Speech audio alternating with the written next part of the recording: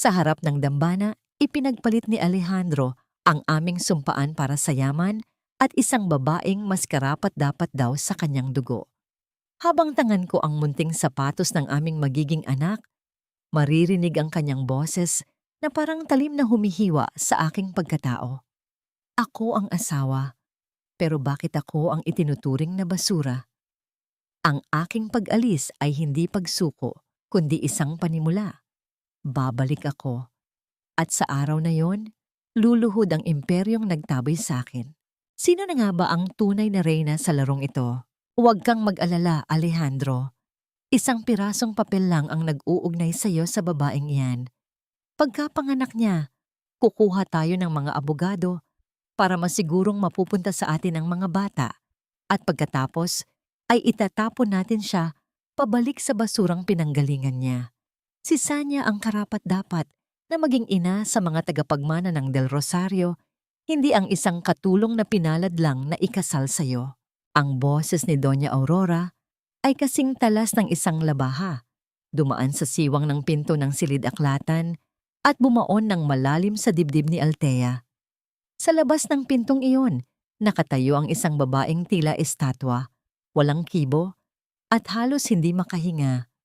Hawak-hawak ni Althea ang isang maliit na sobre na naglalaman ng resulta ng kanyang huling ultrasound, isang sulyap sa dalawang munting buhay na sabik niyang ipakita sa kanyang asawa. Nakasuot siya ng isang simpleng bestidong pambahay at ang kanyang kabilang kamay ay dahan-dahang humahaplos sa kanyang tiyan na 5 buwan nang lumalaki. Kanina lamang ay punong-puno siya ng pag-asa. Iniisip na ang pagdating ng kambal ang magiging tulay upang tuluyan na siyang tanggapin ng pamilya ng kanyang asawa. Ngunit ang bawat salitang lumalabas sa bibig ng kanyang biyenan ay tila mga martilyong dumudurog sa kanyang pangarap. Lalong sumikip ang kanyang lalamunan nang marinig niya ang tugon ni Alejandro. I know, Mom. Konting tiis na lang. I never really loved her anyway. It was just a mistake that went too far.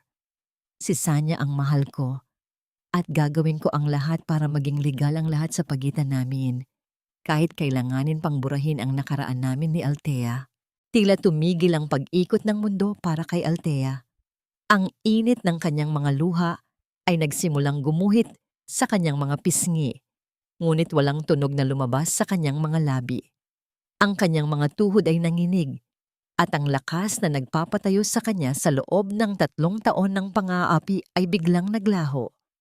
Dahan-dahang nawa ang kapit ng kanyang mga daliri sa sobrang hawak niya at ang papel ay bumagsak sa makapal na alpombra nang walang kahit anong ingay gaya ng kanyang unti-unting namamatay na pag-asa. Sa loob ng silid, narinig niya ang tawanan ng dalawa, isang tunog ng kagalakan na para sa kanya ay tila isang sumpa. Ang lalaking pinagkakatiwalaan niya ng kanyang buhay, ang lalaking nangakong poprotektahan siya sa harap ng dambana, ay siya ring arkitekto ng kanyang pagkawasak. Bawat tibok ng kanyang puso ay naging isang pasakit. Ramdam niya ang galaw ng kambal sa loob ng kanyang sinapupunan, tila nagtatanong kung bakit biglang lumamig ang paligid. Ang kanyang mga kamay na dati ay puno ng pagmamahal habang nagluluto ng paboritong pagkain ni Alejandro, ngayon ay nanginginig sa tindi ng sakit at pagtatraidor. Paano naging ganito kalupit ang tadhana? Paano nagawa ng isang ina na ituring na basura ang babaeng nagdadala ng kanyang sariling dugo? At paano nagawa ni Alejandro na itanggi ang lahat ng gabi ng kanilang pagsasama bilang isang pagkakamali lamang? Lumingon si Althea sa malawak na pasilyo ng mansyong itinuring niyang kulungan. Ang mga gintong palamuti at nagniningning na mga chandelier ay tila mga matang nangungutya sa kanyang kahinaan. Alam niyang wala na siyang puwang sa tahanang ito. Ang pag-ibig na ipinaglaban niya ay isa lamang palasyong gawa sa buhangin na ngayon ay tinatangay na ng malakas na alon ng katotohanan. Ngunit sa gitna ng kanyang pagkawasak, isang bagong damdamin ang nagsimulang umusbong sa kanyang nagdurugong puso. Isang malamig at matigas na determinasyon. Hindi siya papayag na maging biktima lamang. Hindi niya hahayaang makuha nila ang tanging kayamanang natitira sa kanya. Habang dahan-dahan siyang umaatras palayo sa pintong yon, ang bawat hakbang ay tila isang pagpaalam sa babaeng mahina at mapagmahal na nakilala nila. Ang dilim sa labas ng mansyon ay tila mas ligtas kaysa sa liwanag sa loob na puno ng kasinungalingan. Saan siya pupunta? Paano niya ililigtas ang kanyang mga anak mula sa mga taong itinatangi ang yaman kaysa sa buhay? Ang mga tanong na ito ay paulit-ulit na umaalingaw-ngaw sa kanyang isipan, kasabay ng malamig na hangin ng gabi na yumayakap sa kanyang nanghihinang katawan. Sa huling pagkakataon, tiningnan niya ang pintuan ng library, ang huling bakas ng kanyang pagiging asawa, at isang bulong ang namutawi sa kanyang mga labi sa gitna ng kadiliman. Hanggang kailan mo kayang itago ang katotohanan, Alejandro? Bago ka lamunin ang sarili mong mga kasinungalingan, walang mas masakit pa sa katotohanang ang taong binuo ng iyong pangarap ay siya ring wawasak sa iyong mundo.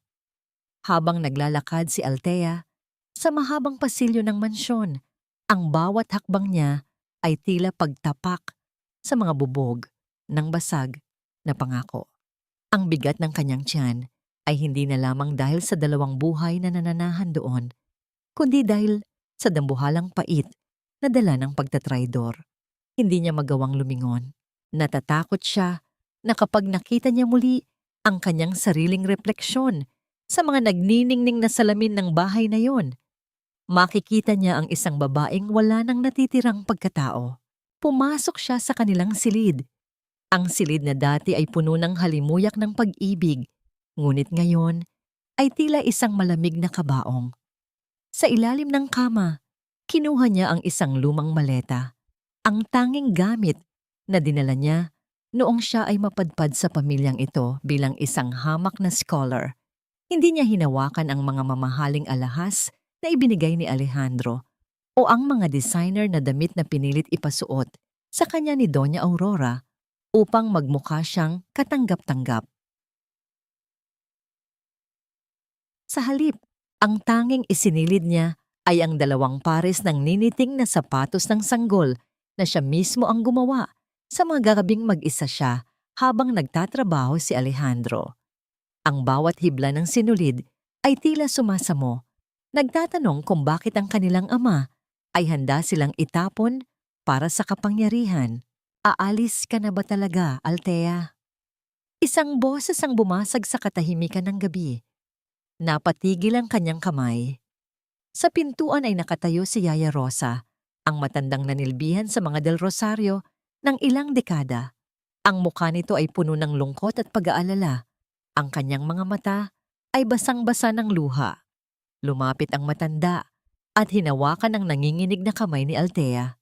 Narinig ko ang lahat, anak. Huwag kang manatili dito. Kakainin ka ng buhay ng pamilyang ito. Narito, kunin mo ito. Bulong ni Yaya Rosa habang inilalagay ang isang maliit na lukot na papel sa palad ni Althea. Iyan ang numero ng aking pinsan sa Singapore. Matutulungan ka niya. Itago mo ang iyong sarili. Protektahan mo ang mga bata. Huwag mong hayaang maging katulad kanila. Salamat, Yaya. Pero paano kayo? Malalaman nila na tinulungan niyo ako. Nanghihinang sagot ni Althea. Ang kanyang boses ay halos pabulong na dahil sa sikip ng kanyang dibdib. Huwag mo akong alalahanin. Matanda na ako. Ang mahalaga ay makalayo ka bago pa nila maisagawa ang kanilang masamang plano. Takbo na, anak. Huwag kang lilingon. Sa gitna ng malakas na buhos ng ulan na tila nakikiramay sa kanyang hinagpis, lumabas si Althea sa gate ng mansyon. Ang bawat patak ng tubig sa kanyang balat ay tila mga karayom na tumutusok sa kanyang sugatang puso.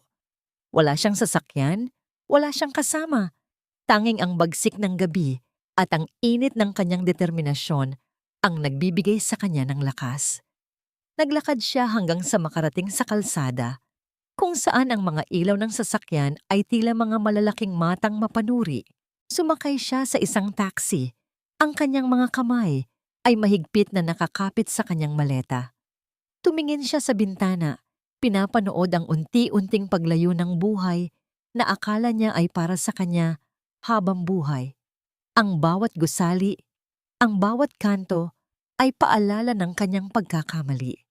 Ang pagkakamaling mahalin ang isang taong hindi alam ang kahulugan ng paninindigan.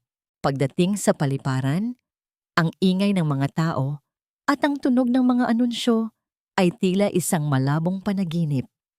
Nakatayo siya sa gitna ng maraming tao, isang babaeng buntis, basang-basa, at tila walang patutunguhan. Ngunit sa tuwing nararamdaman niya ang sipa ng kanyang mga anak, muling nag-aapoy ang kanyang diwa. Ang takot ay napapalitan ng isang pangakong kasing tibay ng bakal. Dito tayo magsisimula, bulong niya sa kanyang tiyan habang nakatingin sa tiket na hawak niya. Singapore, malayo sa kanila, malayo sa sakit. Habang paakyat sa eroplano, lumingon siya sa huling pagkakataon sa abot-tanaw ng Maynila. Sa kailaliman ng kanyang puso, alam niyang ang Althea na umalis ngayon ay hindi na ang Althea na babalik balang araw. Ang babaeng punong-puno ng luha ay unti-unti nang nilalamon ng isang reynang handang lumaban para sa kanyang karapatan. Ngunit habang papasok siya sa loob ng eroplano, isang pamilyar na anino ang nakita niya sa malayuan. Isang lalaking nakasuot ng itim na suit, may hawak na telepono, at tila may hinahanap sa gitna ng mga pasahero. Nanigas ang buong katawan ni Althea. Alam ba nila? Hinahabol ba siya ni Alejandro? O mas malala pa, ang mga tauhan ba ito ni Doña Aurora na inutusan upang siguraduhing hindi siya makakaalis ng buhay? Ang pintuan ng eroplano ay dahan-dahang sumasara at ang tibok ng puso ni Althea ay tila nakikipagkarera sa tunog ng makina ng eroplano. Pasensya ka na, Althea, pero kailangan mo nang lisanin ang maliit na silid na ito sa susunod na linggo. May bagong nangungupahan na handang magbayad ng mas malaki. At alam mo namang hindi sapat ang kinikita mo mula sa paglilinis ng mga mesa sa food court. Ang boses ng matandang landlord sa Singapore ay tila isang malamig na hanging dumaan sa manipis na jacket ni Althea, tumatagos hanggang sa kanyang mga buto. Sa kanyang mga bisig, mahigpit niyang kalong ang dalawang sanggol, sina Liam at Leah, na noon ay 3 buwan pa lamang. Ang bango ng kanilang balat ay ang tanging nagbibigay sa kanya ng lakas sa gitna ng dayuhang bansang ito na tila walang puso para sa isang katulad niyang nag-iisa. Habang ang landlord ay nagsasalita tungkol sa pera ba kontrata, ang tanging nararamdaman ni Althea ay ang hapdi ng kanyang mga tahi mula sa panganganak na tila hindi pa lubos na naghihilom at ang gutom na pilit niyang itinatago sa likod ng isang matapang na mukha. Wala si Alejandro, walang Doña Aurora na nag-uutos sa mga katulong. Dito sa Singapore, si Althea ay hindi ang asawa ng isang bilyonaryo. Siya ay isang dayuhan. Isang aninong gumagalaw sa ilalim ng nagniningning na mga gusali ng Orchard Road. Ang kanyang mga kamay na dati ay malasutla, ngayon ay puno na ng paltos at sugat mula sa matapang na kemikal ng mga sabon na ginagamit niya sa paglilinis. Ngunit sa bawat gabi na umiiyak ang kambal dahil sa init ng maliit at masikip nilang kwarto, isang sumpa ang binibitawan niya sa kanyang sarili. Isang sumpang mas matamis pa sa kahit anong pag-ibig. Tahan na, aking mga anak, bulong niya sa gitna ng kadiliman habang ang tunog ng mga sasakyan sa labas ay tila isang malungkot na oyayi. Hindi tayo mananatili sa putikan. Balang araw, ang bawat patak ng luha ko ay magiging gintong kalsada para sa inyong kinabukasan. Lumipas ang mga buwan na tila isang mahabang labanan. Sa umaga, si Althea ay isang janitress na matiyagang nagpupunas ng mga sahig na tinatapakan ng mga taong hindi man lang siya tinitingnan. Sa gabi, kapag tulog na ang kambal, binubuksan niya ang kanyang lumang laptop sa ilalim ng malamlam na ilaw ng isang maliit na lampara. Nag-aaral siya, nagbabasa ng mga libro tungkol sa nutrisyon at pangangalaga sa mga ina. Pilit na binubuo ang isang pangarap mula sa mga piraso ng kanyang nawasak na buhay. Ang bawat salitang kanyang natututunan ay tila isang sandata na kanyang hinahasa para sa isang digmaang siya lang ang nakakaalam. Isang hapon, habang naglilinis siya sa isang malaking bookstore sa gitna ng lungsod, isang makintab na magazine ang nahulog mula sa estante. Dahan-dahan niya itong pinulot at doon, sa harapang pahina, ay bumungad sa kanya ang mukhang pilit niyang ibinabaon sa limot. Si Alejandro, mukhang mas bata, mas matagumpay, at may suot ng ngiting tila walang bahid ng pagsisisi. Sa tabi niya ay nakatayo si Sanya, nagniningning sa kanyang mamahaling alahas at nakahawak sa braso ng lalaking dati ay pag-aari ni Althea. Ang headline ay malaki at mapanakit. The Del Rosario Empire, Reaching New Heights with a New Queen by his side. Naramdaman ni Althea ang mabilis na pagtibok ng kanyang puso, hindi dahil sa pag-ibig, kundi dahil sa isang uri ng galit na kasing lamig ng yelo.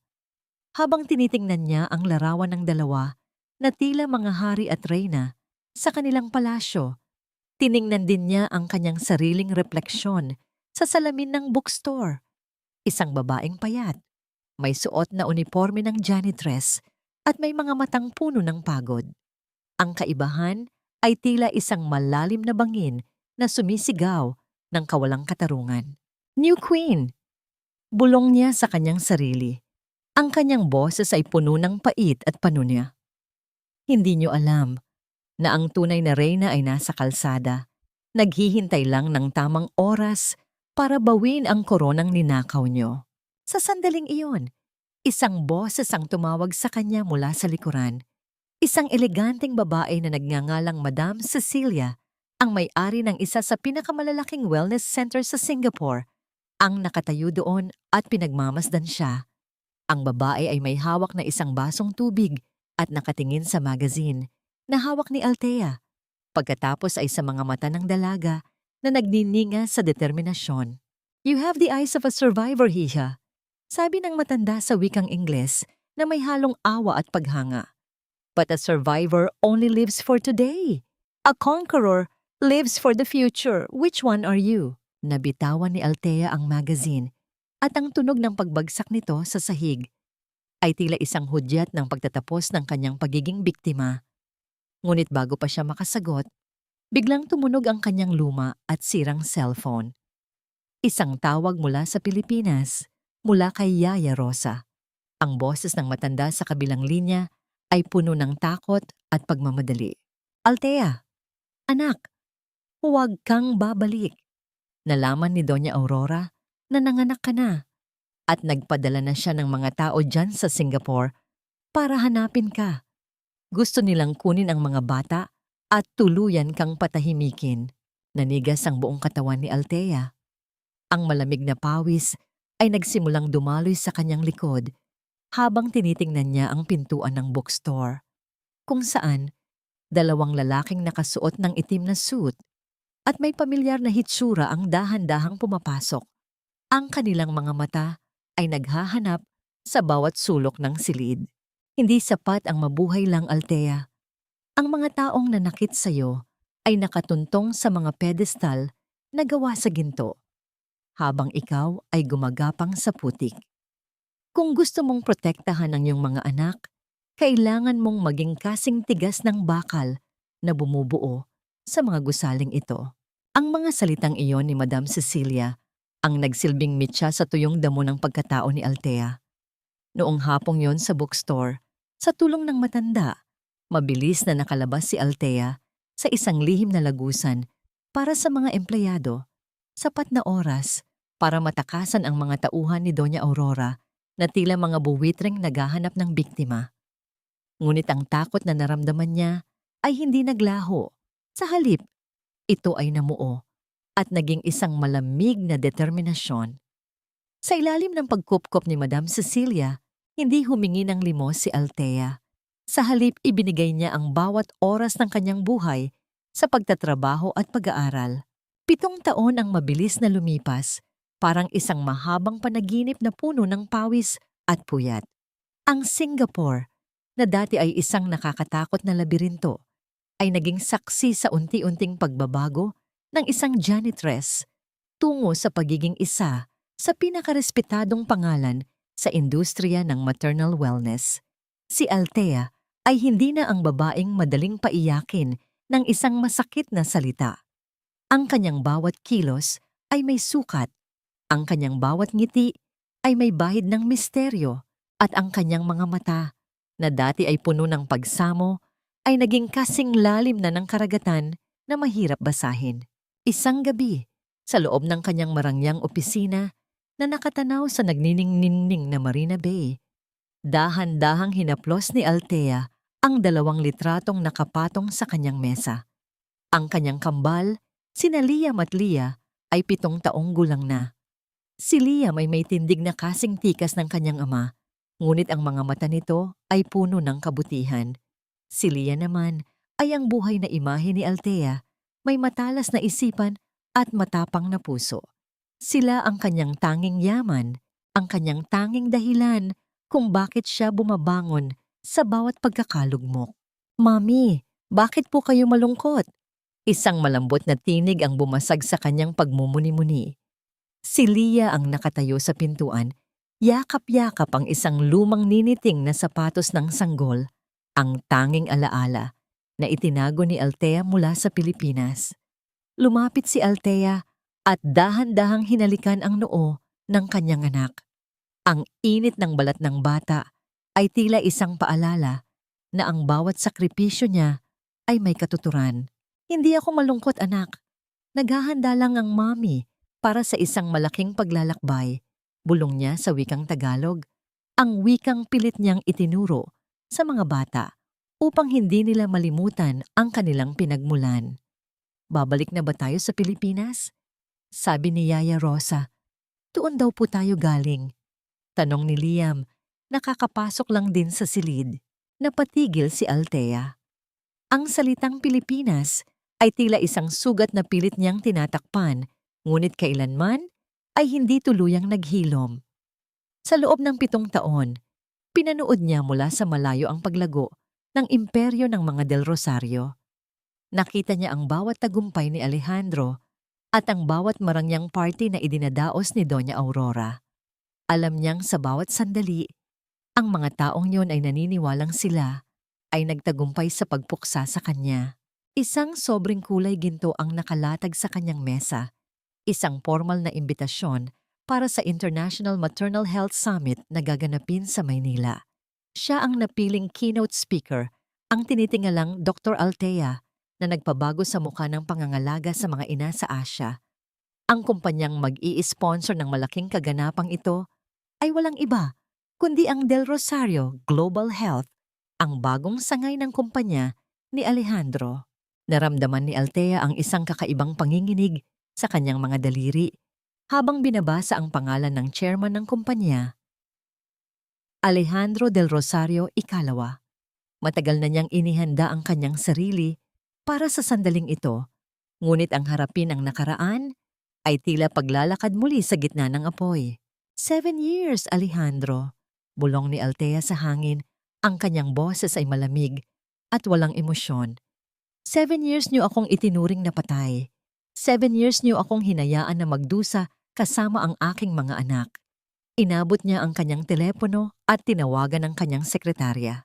"Liza, i-confirm mo ang aking pagdalo sa Manila Summit at ihanda mo ang lahat ng dokumento para sa pagbubukas ng ating branch sa Pilipinas.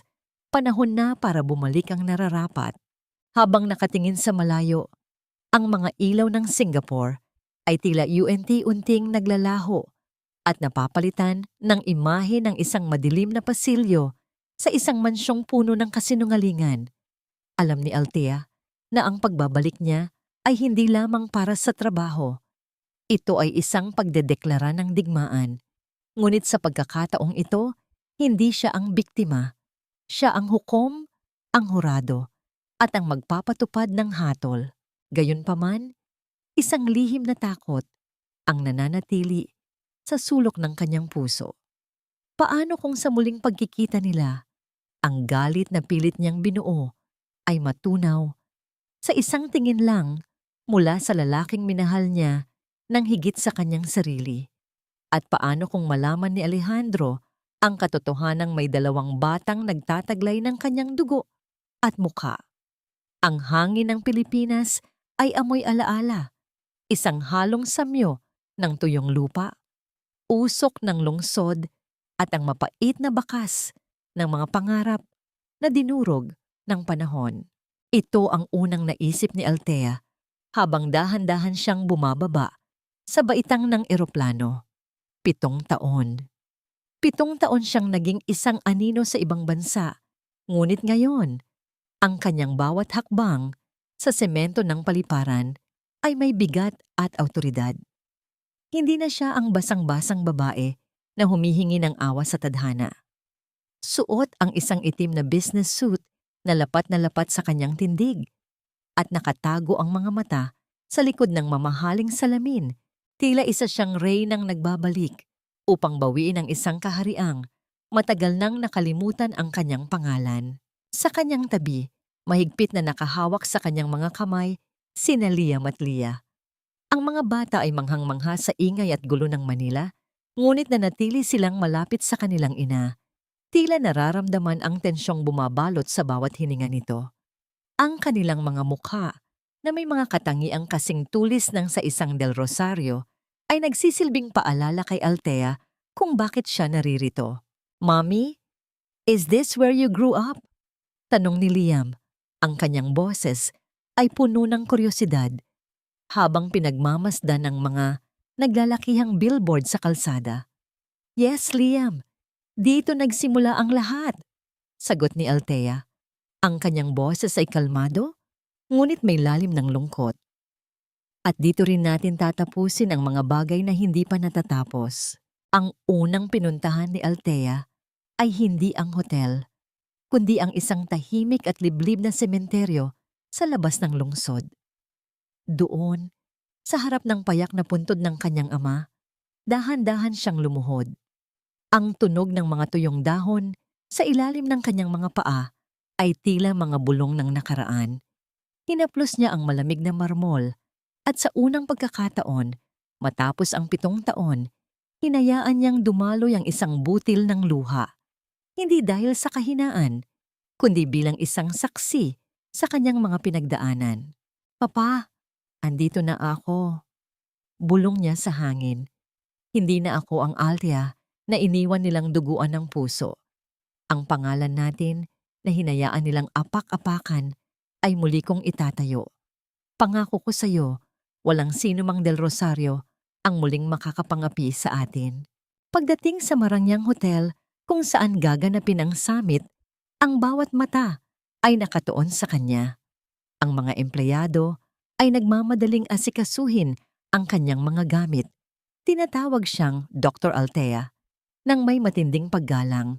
Ngunit sa likod ng marangyang fasad na ito, ramdam ni Althea ang mabilis na pagtibok ng kanyang puso. Alam niyang sa mga sandaling ito, ang kanyang pangalan ay nasa listahan na ng mga dadalo. Alam niyang anumang oras, makakarating ang balitang ito kay Alejandro. Isang hapon, habang naglalakad siya sa lobby, patungo sa restaurant ng hotel upang ipaghanda ng pagkain ang mga bata, biglang napatigil si Althea. Ang kanyang katawan ay tila naging yelo nang makita niya ang isang pamilyar na bulto sa kabilang bahagi ng salamin na dingding ng restaurant. Doon, nakaupo sa isang mesa at tila may kausap sa telepono, ay si Alejandro. Mukha siyang mas matanda, may mga linyang pagod sa paligid ng kanyang mga mata, ngunit ang aura ng kayabangan at kapangyarihan ay hindi nagbago. Habang pinapanood niya ito mula sa malayo, ang mga alaala ng gabi ng kanyang pagtakas ay tila isang pelikulang mabilis na dumaan sa kanyang isipan. Ang ulan, ang sakit, at ang mga salitang "mistake that went too far." Naramdaman ni Althea ang panginginig ng kanyang mga kamay, kaya't mahigpit niyang hinawakan ang strap ng kanyang bag. Gusto niyang sumigaw, gusto niyang lapitan ito at isampal ang lahat ng 7 taon ng hirap na dinanas niya. Ngunit nanatili siyang nakatayo, tila isang mga ngaso na matiyagang naghihintay ng tamang pagkakataon. Sa hindi inaasahang sandali, dahan-dahang lumingon si Alejandro sa direksyon kung nasaan si Althea. Ang kanilang mga mata ay tila magtatagpo sa gitna ng mataong lobby. Ang bawat segundo ay tila naging isang taon, habang ang layo sa pagitan nila ay napupuno ng mga lihim na hindi pa nabubunyag. Ang puso ni Althea ay tumibok ng malakas, tila gustong kumawala sa kanyang dibdib. Habang ang anino ni Alejandro ay dahan-dahang tumatayo mula sa kanyang upuan, isang tanong ang nanatiling nakabitin sa hangin. Nakilala ba niya ang babaeng minsan niyang itinapon? O isang estranghero na lamang ang nakikita niya sa gitna ng karamihan? Hindi ko akalain na ang tanyag na Dr. Althea na pinag-uusapan sa buong Asya ay may ganito kailap na personalidad. Isang malaking karangalan para sa Del Rosario Global Health na makaharap ka sa wakas. Ang boses ni Alejandro ay ganoon pa rin. Malalim, may autoridad, at may himig ng pagiging kampante na tila ang buong mundo ay nakaluhod sa kanyang mga paa. Nakatayo siya sa gitna ng conference room, suot ang kanyang mamahaling kurbata, habang ang mga mata niya ay nakatuon sa pintuan, naghihintay sa pagpasok ng kagalang-galang na panauhin. Sa tabi niya ay nakatayo si Sanya, na ngayon ay asawa na niya, nagniningning sa kanyang mga brilyante, at may suot na plastik na ngiti na tila isang maskara ng pagiging perpekto. Dahan-dahang bumukas ang pinto. Ang tunog ng dulo ng takong ni Althea sa makintab na sahig ay tila isang ritmo ng paparating na bagyo. Pagpasok niya, ang hangin sa loob ng silid ay tila biglang nag-iba, naging malamig, naging mabigat, at naging puno ng tensyon na kayang humiwa sa balat. Nang mag-angat siya ng tingin at tanggalin ang kanyang salamin, ang oras ay tila huminto. Nakita ni Althea ang unti-unting paglaho ng kulay sa mukha ni Alejandro. Ang mga mata nito na kanina ay puno ng kuryosidad ay biglang napuno ng hindi maipaliwanag na takot at pagkalito. Ang kanyang bibig ay dahan-dahang bumukas, ngunit walang salitang lumabas. Tila ang kanyang dila ay naging bato sa harap ng babaeng 7 taon niyang inakalang nabaon na sa limot. Good morning, Mr. Del Rosario. At sa iyo rin, Mrs. Del Rosario. Ang boses ni Althea ay parang musikang kasing lamig ng yelo. Salamat sa inyong mainit na pagtanggap. Ako si Althea, ang inyong keynote speaker para sa summit na ito. Althea? Halos pabulong na binanggit ni Alejandro ang pangalan. Ang kanyang boses ay nanginginig sa gitna ng katahimikan. Ikaw, buhay ka? Isang mapait na ngiti ang sumilay sa mga labi ni Althea. Tumingin siya kay Sanya na ang mukha ay mas maputla pa kaysa sa pader. Ang mga kamay nito ay mahigpit na nakakapit sa braso ni Alejandro na tila natatakot na sa isang iglap ay mawawala ang lahat ng kanyang pinaghirapang nakawin. Buhay? Bakit, Alejandro? Inasahan mo bang naging abo na ako pagkatapos mo akong itapon sa ulan 7 taon na ang nakalilipas? Ang tanong ni Althea ay diretso at walang takot. Bawat salita ay tila isang sampal sa harap ng lahat ng mga board members na naroon. Huwag kang mag-alala, hindi ako multo. Ako ang buhay na ebidensya na ang mga sugat na idinulot nyo ay naging baluti ko. Hindi nakakilos si Alejandro. Ang kanyang mga kamay ay dahan-dahang napakuyom sa ilalim ng mesa. Ang kanyang puso ay nakikipagkarera sa bilis. Hindi niya alam kung ito ba ay dahil sa gulat, sa hiya, o sa isang bahagi ng kanyang pagkatao na biglang nagising sa muling pagkita sa babaeng dati ay buhay. At hininga niya, "May problema ba, Mr. Del Rosario?" Dagdag ni Althea habang dahan-dahang inilalatag ang kanyang mga dokumento sa mesa. "Kung hindi ka pa handang simulan ng meeting na ito dahil sa shock, maaari akong maghintay. Pagkatapos ng lahat, 7 taon na akong naghintay para sa sandaling ito. Ang ilang minuto ay wala na sa akin." Sa gitna ng nakakabinging katahimikan, si Sanya ang unang nakabawi ng lakas. "Hindi namin alam na ikaw pala yan, Althea. Ibang-iba ka na."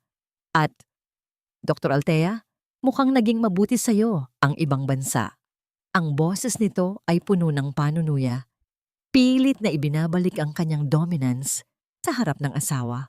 Tiningnan siya ni Althea ng may matinding panghahamak. Naging mabuti ang Singapore sa akin, Sanya. Doon, ang pagkatao ay sinusukat sa talino at pagsisikap, hindi sa kung gaano kakagaling magnakaw ng pag-aari ng iba. Ngunit huwag nating pag-usapan ang nakaraan. Narito ako para sa negosyo. O baka naman mas gusto niyong pag-usapan ang tungkol sa mga batang itinanggi niyo.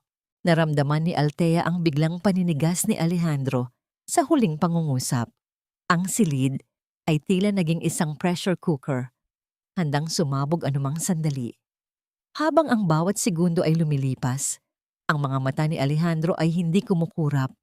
Pilit na hinahanap ang Althea na kilala niya sa likod ng matikas at matapang na babaeng nasa harap niya.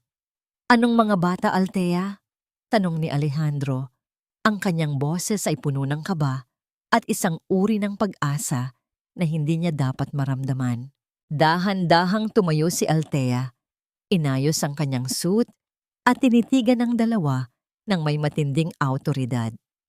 Ang mga batang sana ay narito ngayon kung hindi niyo piniling pumatay ng dangal para sa yaman.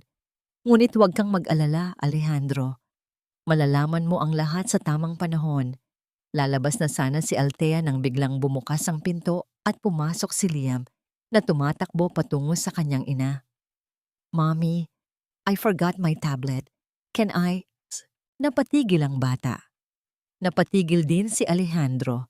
Sa gitna ng silid, ang mukha ni Liam, na kasing pula at kasing wangis ng mukha ni Alejandro noong kabataan nito, ay naging isang malaking salamin na sumampal sa katotohanan.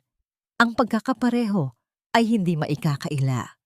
Ang bawat linya ng mukha, ang hugis ng ilong, ang bawat kislap ng mata ay nagsisigaw ng isang lihim na 7 taon nang itinatago. Nabitawan ni Alejandro ang ballpen na hawak niya. Ang tunog nito sa sahig ay tila isang malakas na pagsabog sa katahimikan ng silid. Huwag mong hayaang linlangin ka ng iyong mga mata, Alejandro. Maraming bata sa mundo ang magkakamukha at alam nating lahat kung gaano kadesperada ang babaeng yan para makaganti sa atin. Gagamit siya ng kahit anong paraan, kahit isang batang walang kinalaman. Makuha lang ang atensyon mo at ang yaman ng mga Del Rosario. Ang boses ni Sanya ay parang isang banayad na bulong ng ahas. Dahan-dahang gumagapang sa isipan ni Alejandro habang sila ay nasa loob ng kanyang pribadong opisina pagkatapos ng nakakanginig na pulong. Habang si Alejandro ay nakatitig pa rin sa kawalan, tila nakaukit sa kanyang balintataw ang mukha ng batang lalaking kamukhang kamukha niya. Mabilis na kumilos si Sanya upang itanim ang laso ng pagdududa. Hinawakan niya ang balikat ng kanyang asawa. Ang kanyang mga kuko ay dahan-dahang bumaon sa mamahaling tela ng suit nito, isang senyales ng kanyang nagbabadyang takot na pilit niyang itinatago sa likod ng mapanlinlang na pag-aalala. Sa kabilang dako, sa loob ng kanyang suite, mahigpit na niyakap ni Althea si Liam. Ang kanyang puso ay tumitibok pa rin ng mabilis dahil sa takot at kaba. Hindi niya inaasahan na ganoon kabilis na magtatagpo ang landas ng ama at ng anak. Ang katahimikan sa loob ng silid ay tila isang mabigat na kumot na bumabalot sa kanila, habang si Lia ay tahimik na nakatingin sa kanyang kapatid at ina. Damang bigat ng bawat hininga ni Althea. Mommy, who was that man? Tanong ni Liam. Ang kanyang boses ay puno ng pagtataka. Bakit po siya nakatingin sa akin na parang nakakita ng multo? Huminga ng malalim si Althea. Pinipilit na pakalmahin ang kanyang sarili. He is just a business associate, Liam. Huwag mo na siyang alalahanin. Sige na, pumunta na kayo sa kwarto niyo at maglaro. May kailangan lang ayusin ng mommy. Nang makaalis ang mga bata, naupo si Althea sa gilid ng kama. Ang kanyang mga kamay ay nanginginig. Alam niyang nagsimula na ang tunay na labanan. Ang pagkikita ni na Alejandro at Liam ay nagsilbing mitya na magpapasiklab sa galit ni Doña Aurora at sa desperasyon ni Sanya. Ngunit hindi niya inaasahan ang susunod na hakbang ng kanyang mga kaaway. Samantala, sa mansyon ng mga Del Rosario, hindi mapakali si Sanya. Alam niyang hindi sapat ang mga salita para pigilan si Alejandro sa paghahanap ng katotohanan. Kinuha niya ang kanyang telepono at tinawagan ang isang lihim na numero. Isang taong matagal na niyang binabayaran para sa mga maruming trabaho. Gawin mo ang lahat para sirain ang reputasyon ni Dr. Altea. Utos ni Sanya. Ang kanyang boses ay puno ng pait at inggit. Gumawa ka ng kwento na ang kanyang mga kumpanya sa Singapore ay sangkot sa ilegal na gawain. At higit sa lahat, kailangan nating patunayan na ang mga batang yon ay hindi kay Alejandro. Humanap ka ng paraan para manipulahin ang anumang DNA test na maaring mangyari. Hindi ko hahayaang bumalik ang basurang yan sa buhay namin. Hindi alam ni Sanya na sa labas ng pintuan, nakikinig si Yaya Rosa, ang matandang katulong na nananatiling tapat sa alaala ni Altea. Ang kanyang mga kamay ay mahigpit na nakahawak sa tray ng tsa. Ang tunog ng kanyang mabilis na paghinga ay tila nalulunod sa katahimikan ng malawak na pasilyo. Ang laso ni Sanya ay nagsisimula ng kumalat. At kung walang gagawa ng paraan, maaaring muling malagay sa panganib ang buhay ni Altea at ng kanyang mga anak. Kinabukasan, isang malaking balita ang bumulaga sa buong bansa. Ang mga headlines sa dyaryo at sa social media ay puno ng mga akusasyon laban kay Dr. Altea.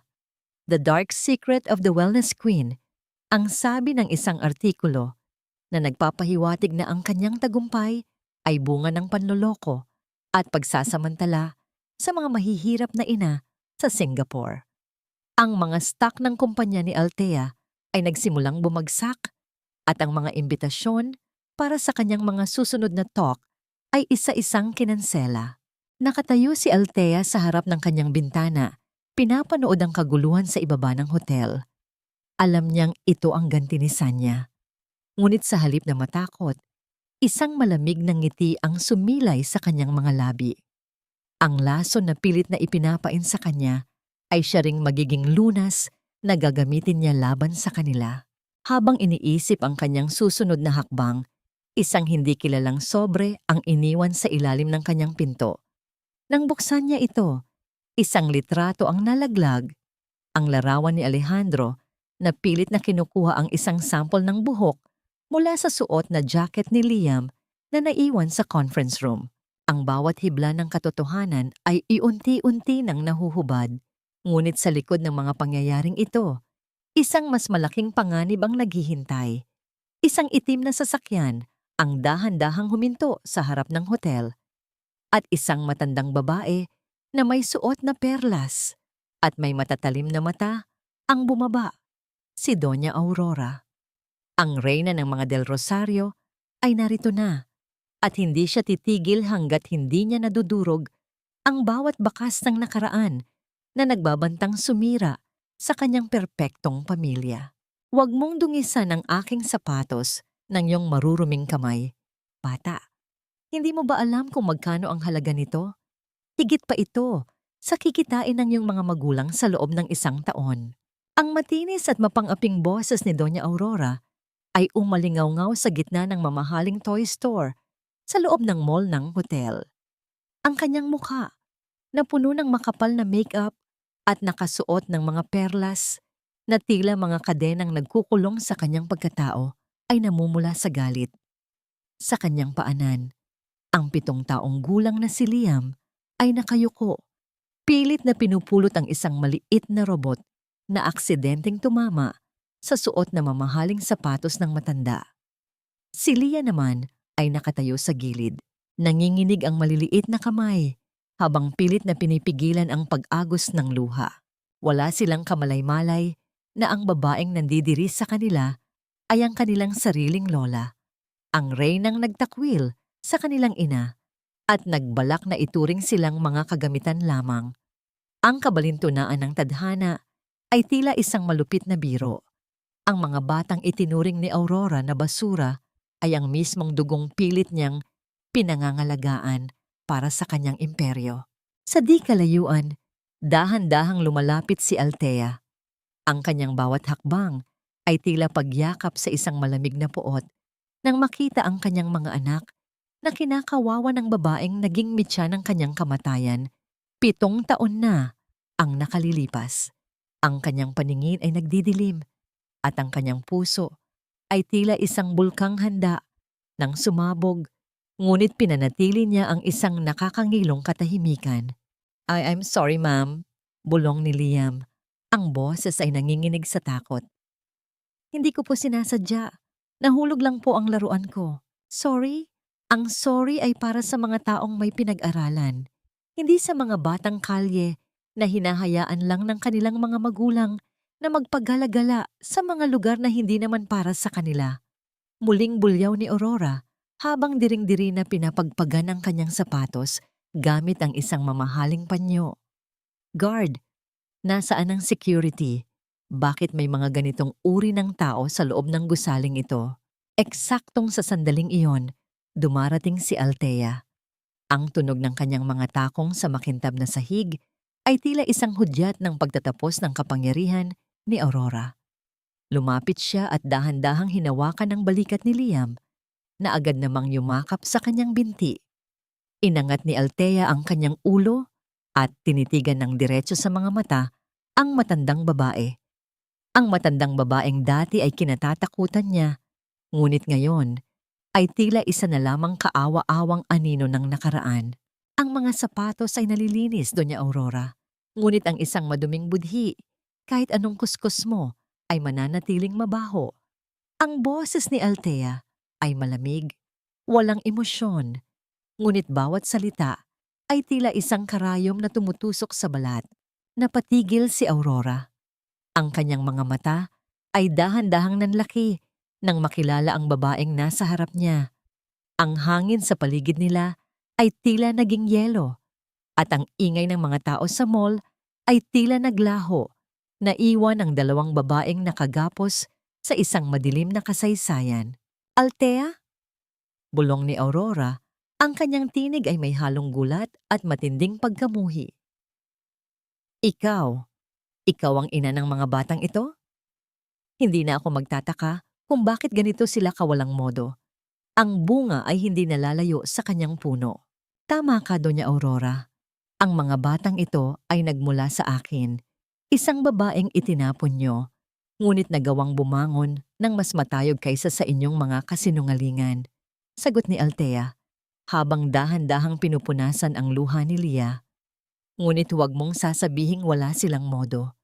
Ang tunay na kawalan ng modo ay ang manakit ng mga inosenteng bata dahil lamang sa iyong labis na kayabangan. Dahan-dahang lumapit si Althea kay Aurora hanggang sa ang kanilang mga mukha ay magkalapit na. Ang amoy ng mamahaling pabango ng matanda ay tila nakakasuka para kay Althea. Tingnan mong mabuti ang mga mukhang ito, Aurora. Masdan mo ang kanilang mga mata. Hindi mo ba nakikilala ang sarili mong dugo? O sadyang binulag ka na ng iyong kasamaan kaya hindi mo makita ang katotohanang nasa harap mo na? Naramdaman ni Aurora ang isang kakaibang kilabot na dumaloy sa kanyang gulugod. Tumingin siya kay Liam at sa unang pagkakataon, napansin niya ang pamilyar na panga, ang hugis ng mga mata, at ang tindig na tila isang replika ni Alejandro. Ang katotohanan ay tila isang malakas na sampal na nagpabaling sa kanyang mundo. Ang mga batang nilait niya ay ang mga tagapagmanang 7 taon na niyang hinahanap. Hindi maaari. Bulong ng matanda, ang kanyang mga kamay ay dahan-dahang nanginig sa ilalim ng kanyang mga alahas. Maaari, Aurora. At ito pa lang ang simula. Sabi ni Althea nang may matinding paninindigan. Ang bawat patak ng luha ng aking mga anak ngayong araw ay babayaran mo ng buong imperyo mo. Hinding-hindi mo sila mahahawakan. Hinding-hindi mo sila makukuha. Tinalikuran ni Althea ang matanda. Akay ang kanyang mga anak palayo sa madilim na anino ng nakaraan. Ngunit habang sila ay naglalakad, naramdaman ni Althea ang isang matalas na tingin na nakatuon sa kanilang likuran, hindi lamang mula kay Aurora, kundi mula rin kay Alejandro na kanina pa pala nakatayo sa isang sulok, nakasaksi sa lahat, at may hawak na isang envelope na naglalaman ng resulta ng DNA test na kakarating lang. Ang bawat hibla ng lihim ay tuluyan ng naputol. Ang katahimikan ay tila isang nagbabadyang unos na handang lumamon sa lahat. 99%. Positibo. Sila ang aking mga anak. Ang boses ni Alejandro ay halos hindi marinig. Isang garalgal na bulong na tila nagmumula sa kailaliman ng isang taong nalulunod. Hawak niya ang puting sobre. Ang papel sa loob nito ay nanginginig kasabay ng kanyang mga kamay. Ang bawat numero sa dokumentong yon ay tila mga hatol ng kamatayan sa 7 taon ng kanyang pananahimik at kasinungalingan. Sa labas ng tahimik na sulok ng hotel lobby, pinagmamasdan niya si Althea na papalayo. Akay ang 2 bata na ngayon ay alam na niyang nagtataglay ng kanyang sariling dugo. Hindi na nakapaghintay si Alejandro. Sa gitna ng kanyang kalituhan at nag-aalab na pagsisisi, mabilis siyang humakbang. Ang tunog ng kanyang sapatos sa makintab na sahig ay mabilis at walang ritmo, tila ang kanyang buong pagkatao ay nagmamadaling bawiin ang panahong nawala. Naabutan niya si Althea sa tapat ng elevator. "Althea, mag-usap tayo." Sigaw niya. Ang kanyang boses ay puno ng desperasyon na nakakuha ng atensyon ng ilang mga taong dumadaan. Dahan-dahang lumingon si Althea. Ang kanyang muka ay nanatiling parang pader ng yelo, walang kahit anong emosyon na bakas. Inilagay niya ang kanyang mga anak sa likuran niya, isang kilos ng proteksyon na tila sinasabing hindi niya hahayaang madikit ang kahit anong dumi ng lalaking ito sa kanyang mga hiyas. "Wala na tayong dapat pag-usapan, Mr. Del Rosario. Tapos na ang meeting natin." Malamig na sagot ni Althea. "Anak ko sila, Althea. Hawak ko ang resulta." Itinaas ni Alejandro ang sobre, ang kanyang mga mata ay basang-basa ng luha. "Bakit? Bakit mo itinago sa akin? 7 taon, Althea. 7 taon akong nabuhay na hindi alam na may liyam at liya ako." Isang maikling tawa na puno ng pait ang lumabas sa mga labi ni Althea. "Anak mo? Ngayon ay tinatawag mo silang anak mo? Nasaan ka noong naghihingalo ako sa isang pampublikong ospital sa Singapore? Nasaan ka noong kailangan nila ng gatas at wala akong pambili dahil itinapon mo kami?" Ang tanging ama na kilala nila ay ang alaala ng isang lalaking pumatay sa kanilang ina sa gitna ng ulan.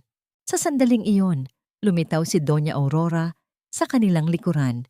Kasunod si Sanya na hindi mapakali. Ang matanda, na kanina lang ay nilalait ang mga bata, ay tila biglang nagbago ang anyo nang makita ang resulta sa kamay ng kanyang anak. Ang kanyang kasakiman ay mas matindi kaysa sa kanyang hiya. Kung sila ay mga Del Rosario, kung gayon ay pag-aari sila ng pamilyang ito. Deklara ni Doña Aurora, ang kanyang boses ay muling bumalik sa pagiging mapang-utos. "Althea, hindi mo sila pwedeng itago. Sila ang mga tagapagmana ng aming pangalan. Ibigay mo ang mga bata sa amin at maaari nating pag-usapan ang halagang gusto mo para tuluyan ka ng umalis." Naramdaman ni Althea ang matinding panginginig ng kamay ni Lia sa kanyang likod. Ang kawalang hiyaan ng matanda ay tila walang hangganan. Tumingin si Althea kay Aurora. Pagkatapos ay kay Alejandro na nakayuko sa hiya.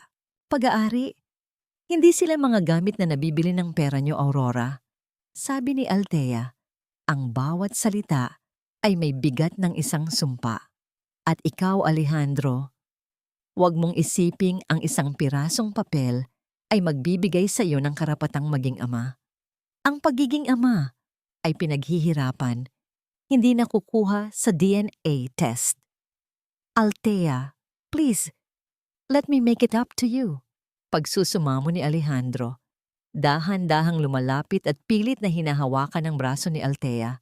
Ngunit bago pa niya ito mahawakan, isang matalim na tunog ng sampal ang umalingaw-ngaw sa labi. Hindi mula kay Althea, kundi mula kay Sanya, na biglang sumulpot at sinampal si Alejandro sa harap ng lahat. Ganyan ka ba kadesperado, Alejandro? Ipagpapalit mo ang lahat ng binuo natin para sa babaeng ito at sa kanyang mga bastardo? Bulyaw ni Sanya, ang kanyang mukha ay tila isang demonyong nawalan ng kontrol. Huwag mong tawaging bastardo ang mga anak ko, sigaw ni Alejandro. Sa unang pagkakataon ay hinarap niya ang kanyang asawa nang may galit. Sa gitna ng kaguluhan, nanatiling kalmado si Althea. Kinuha niya ang kanyang telepono at may tinawagan. Attorney, ilabas niyo na ang mga dokumento. Simulan na ang pagsasampa ng kasong bigami laban kay Alejandro del Rosario at isama niyo na rin ang reklamo para sa child support at damages laban kay Doña Aurora. Natahimik ang lahat.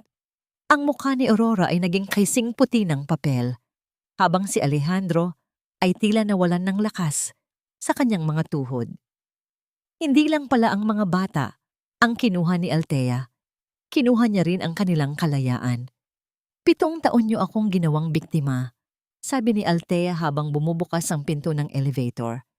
Ngayon, panoorin niyo kung paano ko kayo gigibain gamit ang mismong batas na akala niyo ay pag-aari niyo.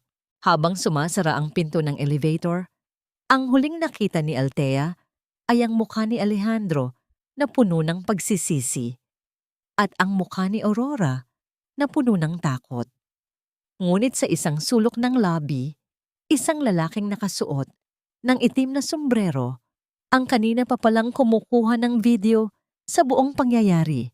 Isang tao na hindi nila inaasahang magiging mitya ng mas malaking pagsabog. Walang halaga ang iyong mga dokumento, Althea. Sa bansang ito, ang apelyidong Del Rosario ay batas. Maaari mong makuha ang pansin ng media, maaari mong sabihing ikaw ay biktima, ngunit sa huli, ang pera at kapangyarihan pa rin ang magpapasya kung sino ang mananatili sa itaas. Ang boses ni Doña Aurora ay parang isang matigas na pader na pilit na humaharang sa katarungan ni Althea. Narito sila ngayon sa isang pribadong conference hall ng hotel. Pinalilibutan ng mga abogado na tila mga sundalong handang sumabak sa digmaan. Sa kabila ng marangyang lamesa, nakaupo si Althea na dahan-dahang hinahalo ang kanyang tsaa.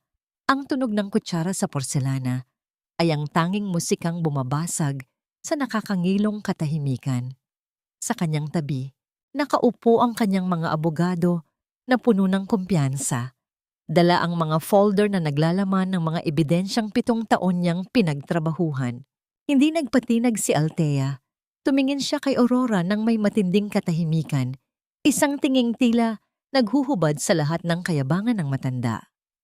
Ang batas ay ginawa para sa lahat, Aurora. Hindi lamang para sa mga taong may ginto sa bulsa. Akala niyo ba ay ganoon pa rin ako kahina? Gaya ng dati? Ang bawat sentimong kinita ko sa Singapore ay hindi ko ginamit para sa luho, kundi para sa sandaling ito.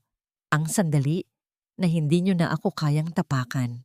Sa gilid ng silid, nakatayo si Alejandro, hindi makatingin ng diretso sa kanyang ina o sa kanyang dating asawa. Ang kanyang mukha ay puno ng pagod at ang bawat salitang lumalabas sa bibig ng kanyang ina ay tila isang hampas sa kanyang konsensya. Gusto niyang magsalita, gusto niyang aminin ang lahat, ngunit ang tanikala ng utang na loob at takot kay Aurora ay tila sumasakal sa kanya. Pag-usapan natin ang mga bata. Pagpapatuloy ni Aurora, ang kanyang boses ay naging mas mapanlinlang. Ibigay mo sa amin ang kustodya ni Liam at Leah. Sila ay mga Del Rosario. Karapat-dapat silang lumaki sa isang mansyon, may mga katulong at nakatadhana sa isang malaking kinabukasan. Anong maibibigay mo sa kanila? Isang buhay sa ilalim ng iyong galit at paghihiganti? Naramdaman ni Althea ang isang matinding hapdi sa kanyang puso. Ang muling paggamit sa kanyang mga anak bilang bargaining chip ay ang pinakamababang hakbang na ginawa ng matanda. Dahan-dahan siyang tumayo. Ang kanyang tindig ay tila isang matayog na puno na hindi kayang ibuwal ng kahit anong bagyo. Ang mga anak ko ay mayroon ng lahat, Aurora. Mayroon silang pagmamahal, Meron silang dignidad at higit sa lahat, meron silang isang inang hindi sila kailanman itatapon para sa pera. Ang boses ni Althea ay nanginginig sa kailaliman ng kanyang galit. Huwag mong gamitin ang mansyon mo bilang pain. Ang mansyong yun ay puno ng mga anino ng iyong kasamaan. Mas pipiliin nilang lumaki sa isang payak na tahanan basta't puno ng katotohanan kaysa sa isang palasyong binuo sa kasinungalingan. Biglang bumukas ang pinto ng silid at pumasok si Sanya, na tila isang baliw na nawalan na ng kontrol sa sarili. May hawak siyang isang tablet at ipinakita ang isang viral video. Ang video sa lobby kung saan sinasampal niya si Alejandro at kung saan inilalabas ni Althea ang katotohanan. Ang buong bansa ay nagkakagulo na. Ang stock market ng Del Rosario Global Health ay tuluyan ng bumubagsak. Tingnan mo ito, Althea. Sinira mo kami. Sigaw ni Sanya.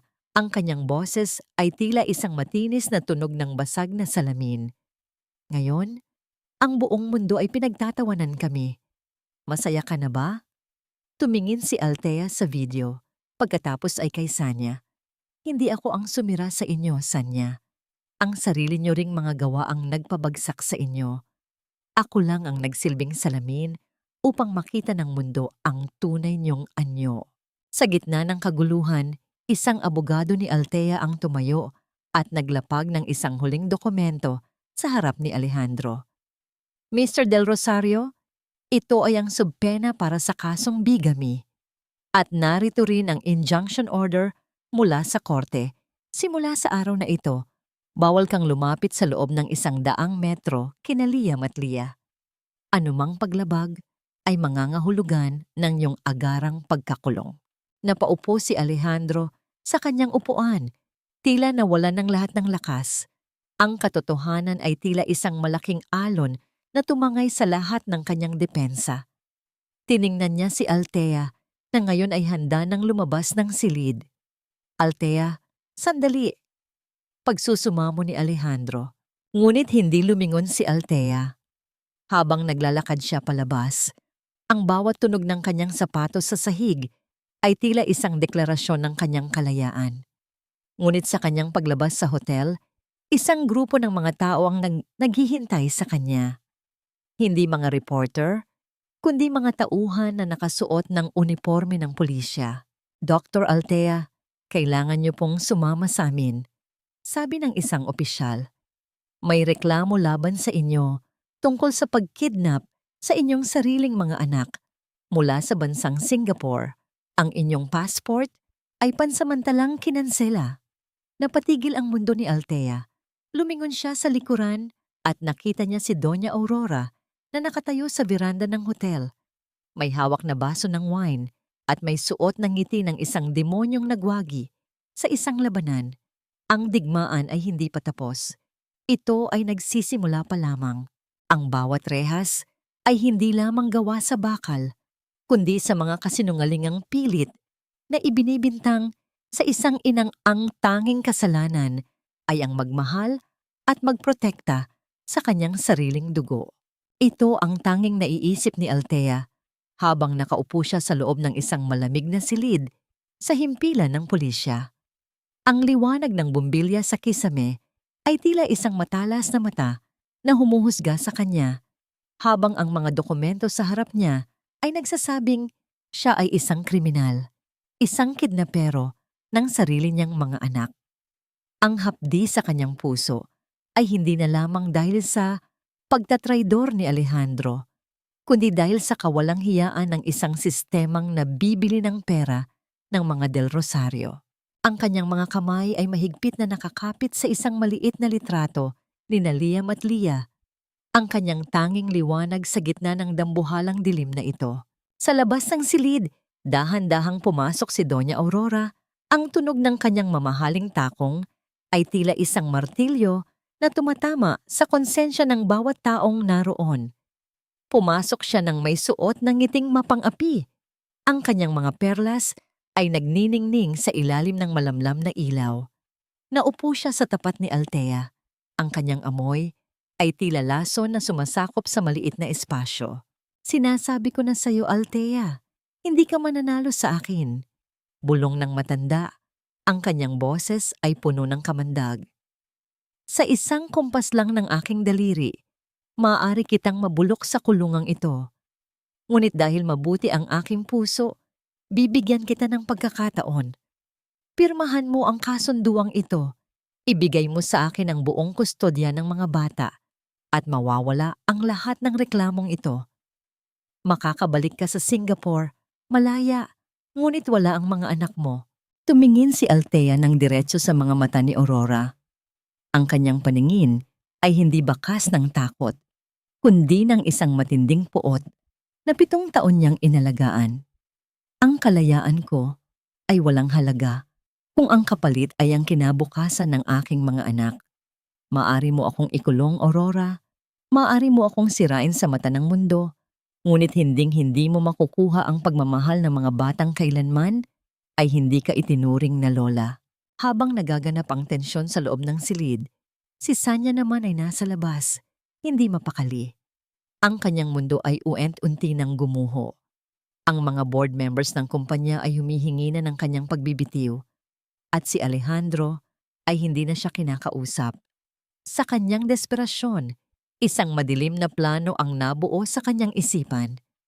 Kung hindi niya makukuha ang yaman, sisiguraduhin niyang walang matitira para kay Althea. Ginamit ni Sanya ang kaguluhan sa himpilan ng pulisya upang maisagawa ang kanyang balak. Sa tulong ng isang tauhan na binayaran niya ng malaking halaga, dahan-dahan silang nagtungo sa hotel kung nasaan ang kambal sa ilalim ng pangangalaga ng isang bodyguard. Ang gabi ay tila nakikiramay sa kanyang kasamaan. Ang kadiliman ay nagbigay ng proteksyon sa kanyang bawat galaw. Samantala, sa loob ng hotel room, abala si Leah sa pagguhit ng isang larawan ng kanilang pamilya. Isang larawang may kasamang ama na hindi pa niya lubos na kilala.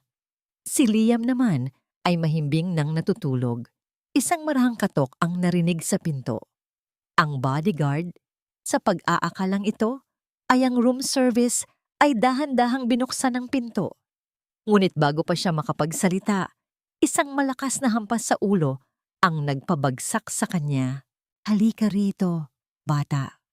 Ang boses ni Sanya ay parang isang panaginip na nakakatakot. Nang marinig ni Althea ang tunog ng kanyang cellphone sa loob ng interrogation room, naramdaman niya ang isang matinding kaba. Pinayagan siyang sagutin ito ng isang pulis na may kaunting awa sa kanyang mga mata. Ang boses ni Yaya Rosa sa kabilang linya ay punong-puno ng pait at takot. Althea, anak, wala si Leah. Kinuha nila si Leah. Nabitawan ni Althea ang telepono. Ang tunog nito sa sahig ay tila ang huling tibok ng kanyang pag-asa. Ang kanyang buong katawan ay nanginig at ang kanyang hininga ay tila naging yelo. Tumingin siya kay Aurora na sa pagkakataong ito ay mukhang gulat din sa nangyayari. Nasaan ang anak ko? Sigaw ni Althea. Ang kanyang boses ay tila isang leon na nawalan ng kanyang kuting. Aurora, kung may mangyaring masama kay Leah, isinusumpa ko. Hindi lang ang kumpanya niyo ang kukunin ko.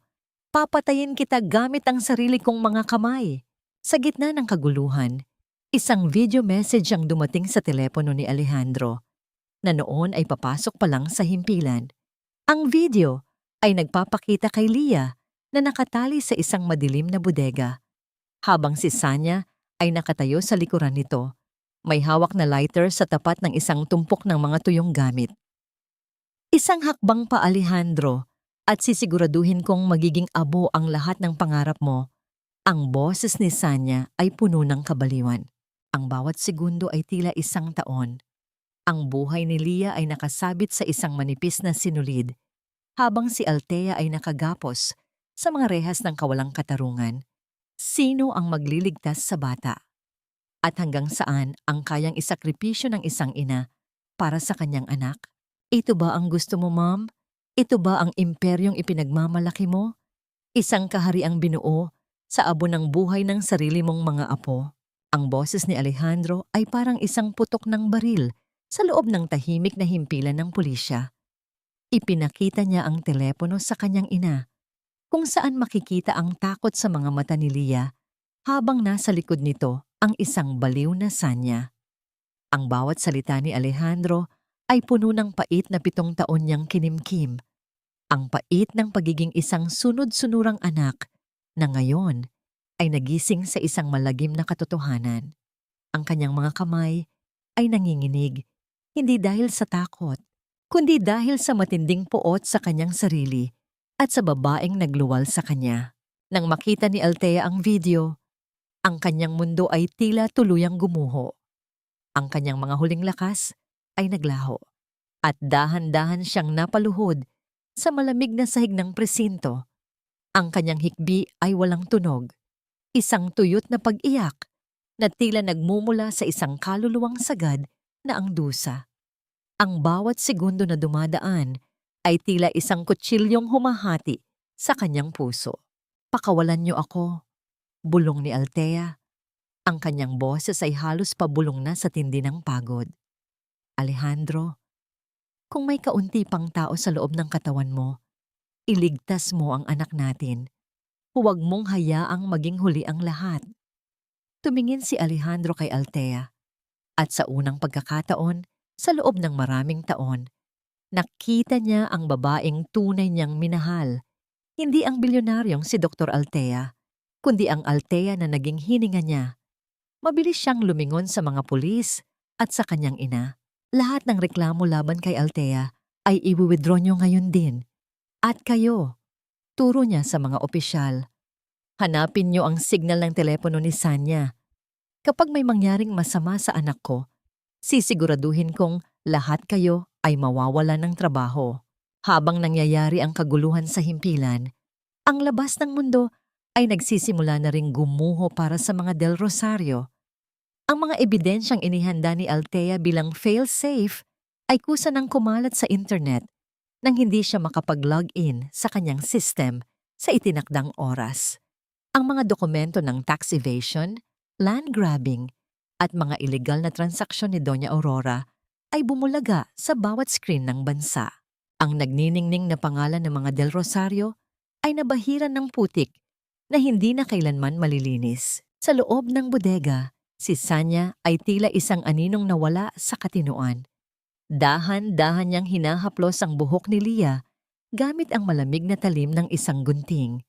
Ang kanyang mga mata ay nanlilisik at ang kanyang tawa ay tila isang malungkot na awit ng pagkatalo. "Alam mo ba, bata, ang mami mo ang kumuha ng lahat sa akin," bulong ni Sanya kay Leah na noon ay tahimik na lumuluha. "Kinuha niya si Alejandro, kinuha niya ang kumpanya, kinuha niya ang dangal ko, kaya ngayon, kukunin ko rin ang pinakamahalaga sa kanya. Para patas tayo, di ba?" "Please, tita, gusto ko na pong umuwi kay mami." Pagsusumamo ni Leah, ang kanyang maliit na boses ay nanginginig sa takot. "Wala ka ng mami at wala ka ng daddy," sigaw ni Sanya, sabay hagis ng isang botelya ng alak sa pader na lumikha ng isang matalas na tunog ng pagkabasag. Sa himpilan, nakuha na ng mga pulis ang lokasyon ng signal, isang lumang bodega ng tela sa labas ng lungsod na pag-aari rin ng mga Del Rosario. Hindi na nag-atubili si Alejandro.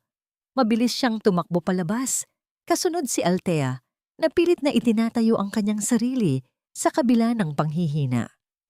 Si Doña Aurora naman ay naiwang nakatayo sa gitna ng opisina, mag-isa, habang pinapanood sa telebisyon ang balita tungkol sa pag-issue ng warrant of arrest laban sa kanya para sa corporate fraud. Ang kanyang imperyo, ang kanyang pangalan, at ang kanyang kapangyarihan ay tila mga tuyong dahon na tinatangay ng malakas na hangin ng katotohanan. Wala siyang nagawa, kundi ang mapaupo sa silya. Hawak ang kanyang mga perlas na tila naging mga batong nagpapabigat sa kanyang leeg. Habang mabilis na nagmamaneho si Alejandro patungo sa bodega, ang ulan ay muling bumuhos ng malakas. Tila inuulit ang gabi 7 taon na ang nakalilipas. Sa tabi niya, si Althea ay nakatingin sa malayo. Ang kanyang mga kamay ay mahigpit na magkahawak sa ibabaw ng kanyang kandungan. Patawarin mo ako, Althea. Bulong ni Alejandro sa gitna ng ingay ng ulan. Hindi sumagot si Althea. Ang kanyang tingin ay nanatiling diretso sa kalsada. Ang pagpapatawad ay isang marangyang bagay na hindi pa niya kayang ibigay, lalo na't ang buhay ng kanyang anak ay nasa panganib. Pagdating nila sa bodega, ang paligid ay balot ng kadiliman. Tanging ang ningas ng isang maliit na apoy sa loob ang nagsisilbing liwanag. Mabilis na bumaba sina Alejandro at Althea. Ngunit bago pa sila makalapit sa pinto, isang malakas na sigaw ni Leah ang umalingaw sa buong paligid. "Mommy! Daddy!" At kasunod nito ang isang nakakangilong tunog ng pagbagsak ng isang mabigat na bagay at ang biglang paglaki ng apoy sa loob ng bodega. "Leah! Ang anak ko!" Ang tili ni Althea ay humalo sa hagunot ng hangin at sa nakakangilong paglagutok ng mga kahoy na nilalamon ng apoy. Ang dating madilim na bodega ay naging isang impyerno ng nagngangalit na kulay kahel at pula. Hindi na nag-isip si Althea. Sa gitna ng usok na sumasakal sa kanyang baga, sinubukan niyang sumugod sa loob, ngunit mabilis siyang nahawakan ni Alejandro sa braso. "Bitawan mo ako, Alejandro! Ang anak ko ay nasa loob!" Sigaw ni Althea. Ang kanyang mga kuko ay bumaon sa balat ni Alejandro sa tindi ng desperasyon. Ang pawis at luha ay humahalo sa uling na dumudungis sa kanyang mukha. "Hindi ka pwedeng pumasok, Althea. Mapapahamak ka." Bulyaw ni Alejandro. Ang kanyang mga mata ay nanlilisik sa takot para sa kanyang mag-ina. "Dito ka lang. Pangako, ilalabas ko siya. Ilalabas ko ang anak natin." Sa unang pagkakataon, matapos ang 7 taon, nakita ni Althea sa mga mata ni Alejandro ang isang bagay na akala niya ay kailanman ay hindi nito pag-aari. Ang tunay na paninindigan. Binitawan siya ni Alejandro at, nang walang pag-aalinlangan, binalot nito ang sariling mukha ng basang jacket at sumugod sa gitna ng naglalakihang apoy. Sa loob ng bodega, ang init ay tila isang dambuhalang hayop na handang lumamon ng buhay.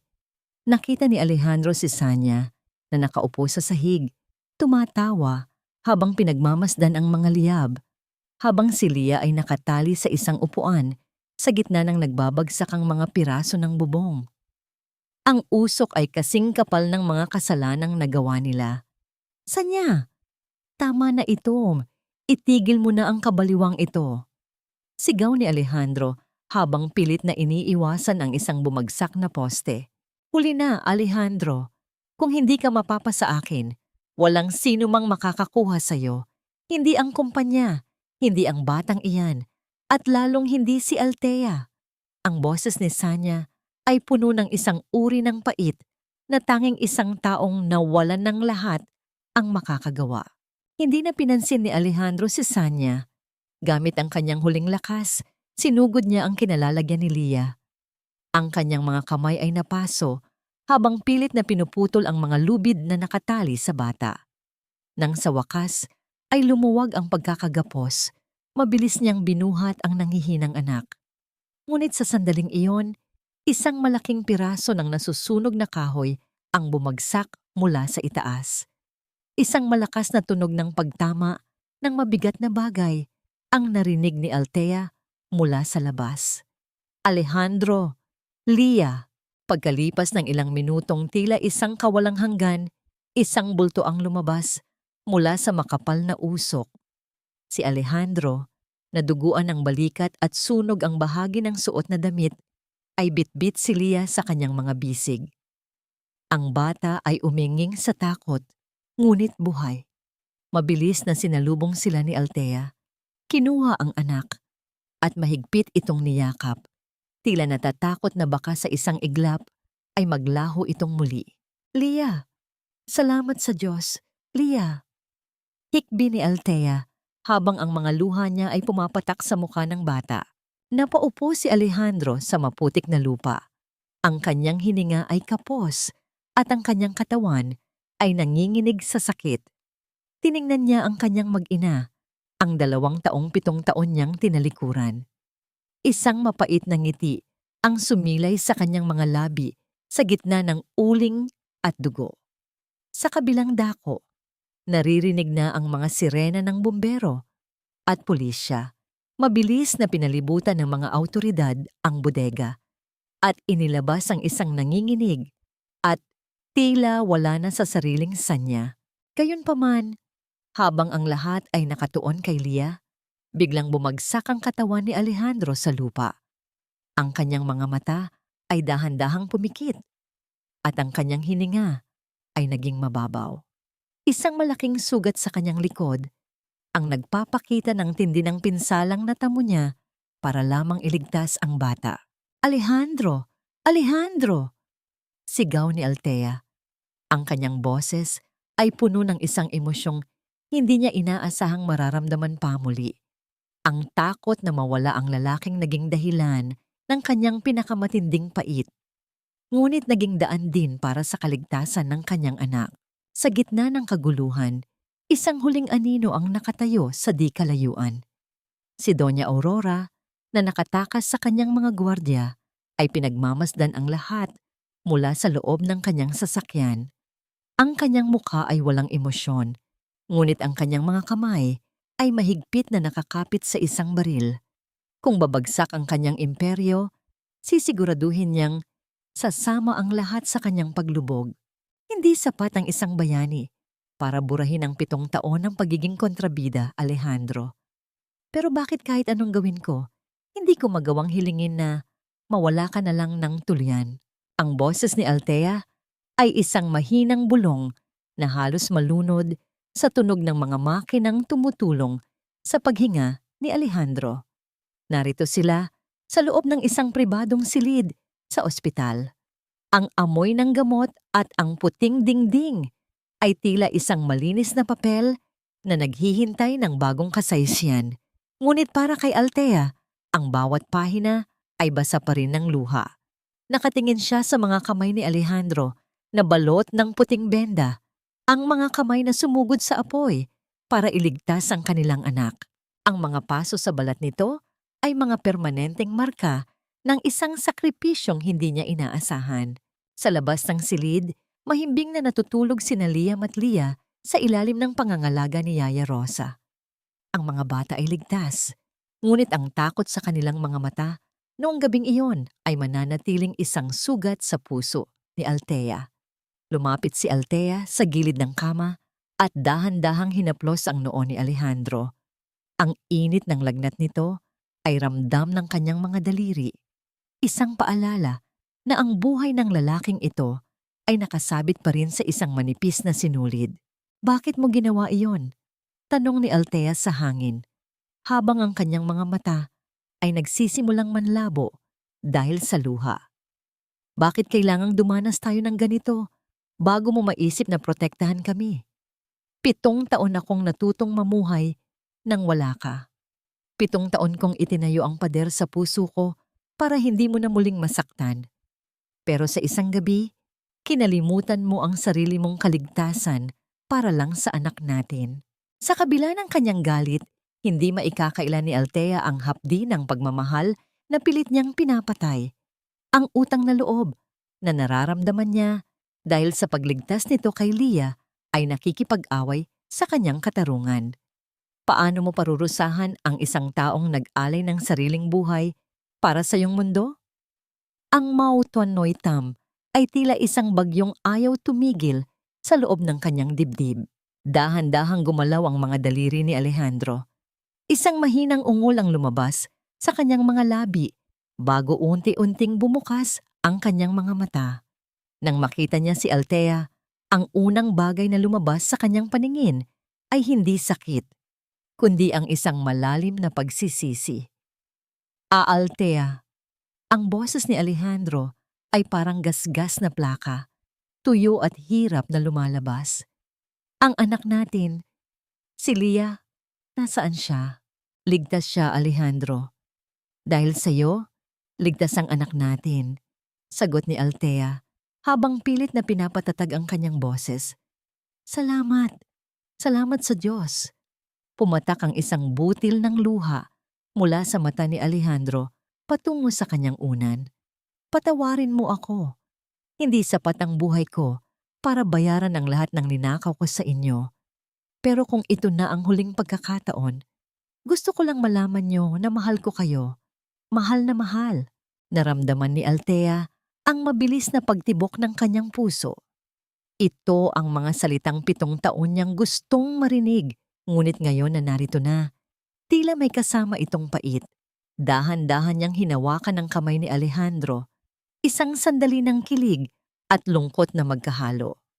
Ang balat nito ay magaspang dahil sa benda, ngunit ang init ng kanilang ugnayan ay tila isang kuryenteng gumagapang sa kanyang buong pagkatao. Hindi ka pwedeng mamatay, Alejandro. Bulong ni Althea, ang kanyang boses ay puno ng paninindigan. Hindi pa tayo tapos.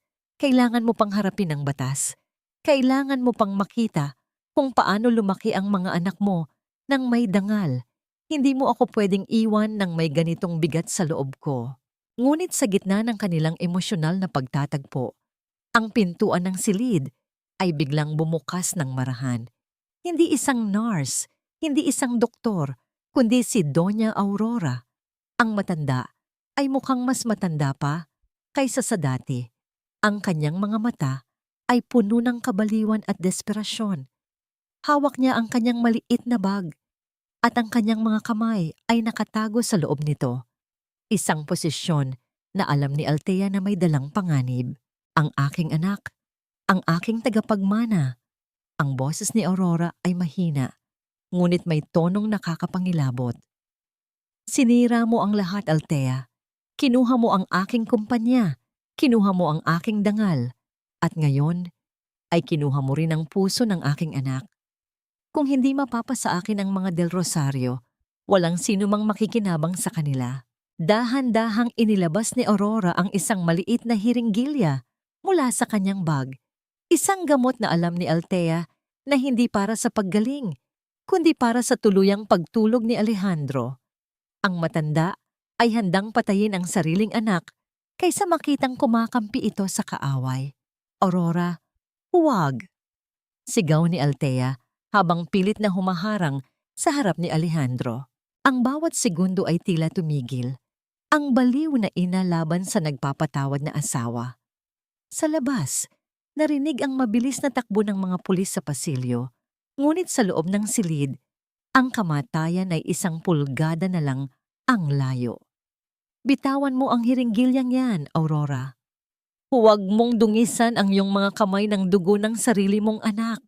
Ang sigaw ni Althea ay umalingaw-ngaw sa buong silid, isang tinig na puno ng awtoridad at matinding takot. Hindi na siya nag-atubili. Sa kabila ng kanyang panghihina, sinugod niya ang matanda at mahigpit na hinawakan ang braso nito bago pa man madampi ang karayom sa balat ni Alejandro. Ang 2 babae ay nagbuno sa gitna ng puting silid, isang labanan sa pagitan ng pag-ibig na nagpapalaya at ng pag-ibig na nakakasakal at nakakamatay. Ang mga mata ni Aurora ay nanlilisik. Ang kanyang muka ay hindi na mukhang tao, kundi isang maskara ng purong kabaliwan. Wala kang alam, Althea. Hindi ko hahayaang maging mahina ang aking anak. Kung hindi siya magiging isang tunay na Del Rosario, mas mabuting mawala na lang siya kaysa makitang kasama mo. Sa gitna ng kanilang pagbubuno, ang pinto ay marahas na bumukas. Ang mga pulis, kasunod ang mga nurse, ay mabilis na pumasok. Bitawan niyo ang sandata. Itaas ang inyong mga kamay. Ang utos ng isang opisyal. Nabitawan ni Aurora ang hiringgilya na tumama sa sahig at nabasag. Ang likido sa loob nito ay dahan-dahang kumalat sa makintab na tiles. Ang matanda ay tila nawalan ng lahat ng lakas. Ang kanyang mga balikat ay bumagsak at ang kanyang nagniningning na mga perlas ay tila naging mga batong nagpapabigat sa kanyang leeg. Habang pinaliligiran siya ng mga pulis, tumingin siya kay Alejandro na nakatingin sa kanya nang may matinding pait at luha. Patawarin mo ako, Alejandro. Ginawa ko lang ang lahat para sa'yo. Bulong ni Aurora habang nilalagyan siya ng posas.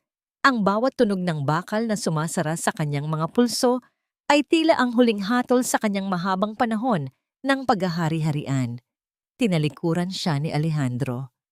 Hindi mo ito ginawa para sa akin, ma'am. Ginawa mo ito para sa sarili mo.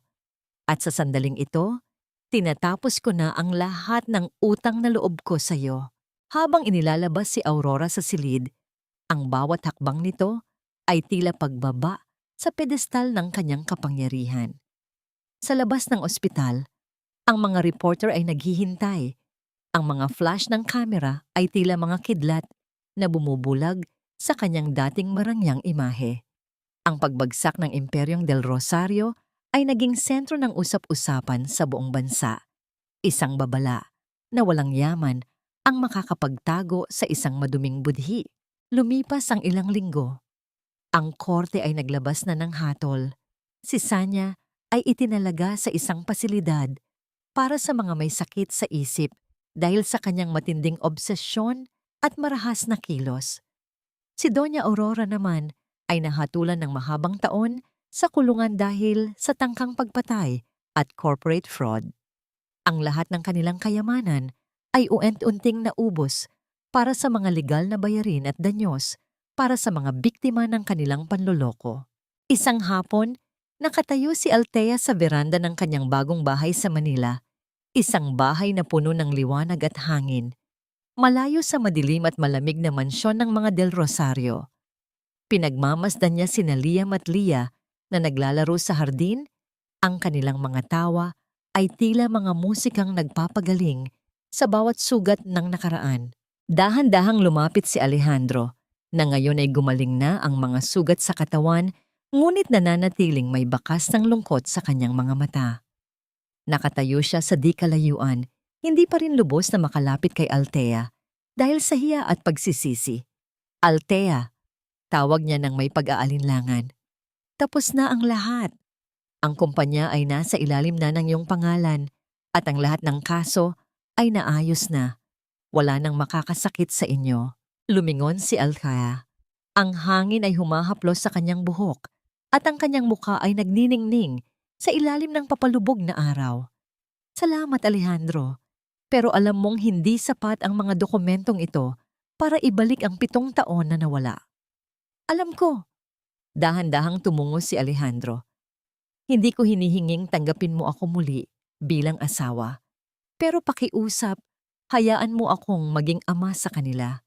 Hayaan mong patunayan ko na ang dugong nananalaytay sa kanila ay hindi katulad ng sa aking ina. Tiningnan ni Althea ang kanyang mga anak. Pagkatapos ay muling tumingin kay Alejandro. Ang puot na dati ay bumabalot sa kanyang puso ay uent-unti nang napapalitan ng isang malalim na kapayapaan.